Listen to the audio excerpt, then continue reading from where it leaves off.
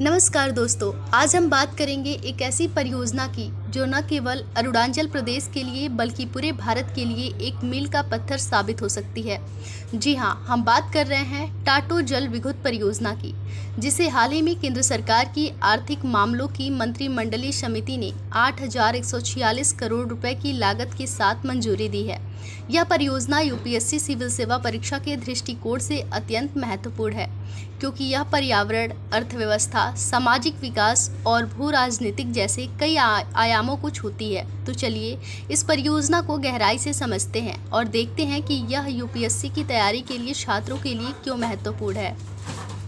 12 अगस्त 2025 को केंद्र सरकार की आर्थिक मामलों की मंत्रिमंडलीय समिति ने अरुणाचल प्रदेश की सी योमी जिले में 8,146 करोड़ रुपए की लागत से 700 मेगावाट की टाटो जल विद्युत परियोजना के निर्माण को मंजूरी दी।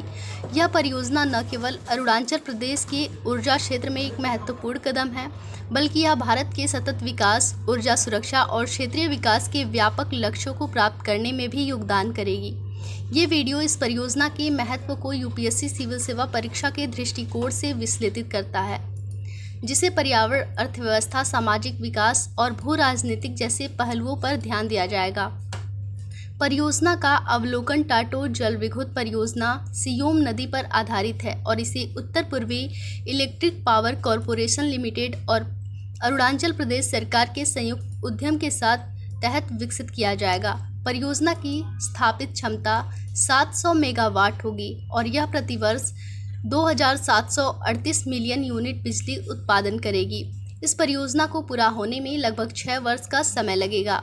यूपीएससी सिविल सेवा परीक्षा में पर्यावरण, अर्थव्यवस्था, भू राजनीतिक और सामाजिक विकास जैसे विषय महत्वपूर्ण हैं। टाटो जल विद्युत परियोजना इन सभी पहलुओं को एक साथ जोड़ता है और प्रारंभिक, मुख्य परीक्षा और साक्षात्कार के लिए महत्वपूर्ण केस स्टडी हो सकती है। आइए इसे विभिन्न दृष्टिकोण से समझते हैं। फर्स्ट, पर्यावरणीय दृष्टिकोण। यूपीएससी सीएससी के सामान्य अध्ययन पेपर 3 में पर्यावरण और पारिस्थितिकी एक महत्वपूर्ण खंड है। टाटो जल विद्युत परियोजना एक स्वच्छ ऊर्जा पहल जो भारत की नवीनीकरण ऊर्जा लक्ष्यों और पेरिस समझौते के तहत कार्बन उत्सर्जन में कमी के वादे को पूरा करने में सहायक होगी। भारत ने 2030 तक 500 गीगावाट नवीनीकरण ऊर्जा क्षमता और 2070 तक नेट जीरो का लक्ष्य रखा है। जल विद्युत एक स्वच्छ और टिकाऊ ऊर्जा स्रोत के रूप में इस दिशा में महत्वपूर्ण भूमिका निभाता है। हालांकि जल विद्युत परियोजनाओं के पर्यावरणीय प्रभावों को भी नज़रअंदाज नहीं किया जा सकता। सियोम नदी पर बनने वाली इस परियोजना के स्थानीय पारिस्थितिकी, वन्यजीव और जैव विविधता पर प्रभाव पड़ सकता है। इसके अलावा बड़े बांधों से नदी के प्राकृतिक प्रवाह में बदलाव और विस्थापन जैसी चुनौतियां भी सामने आ सकती हैं। यूपीएससी उम्मीदवारों को इन पहलुओं का संतुलित विश्लेषण करना चाहिए, जैसे कि पर्यावरणीय प्रभाव आकलन और सामुदायिक सहमति की आवश्यकता। सेकंड, आर्थिक दृष्टिकोण। सामान्य अध्ययन पेपर 3 में आर्थिक विकास और बुनियादी ढांचा एक प्रमुख विषय है। टाटो परियोजना भारत की ऊर्जा सुरक्षा को मजबूत करने और आत्मनिर्भर भारत अभियान को बढ़ावा देने में महत्वपूर्ण है। यह परियोजना न केवल अरुणाचल प्रदेश में बिजली की कमी को पूरा करेगी, बल्कि राष्ट्रीय ग्रिड को स्थिर बनाने में भी मदद करेगा।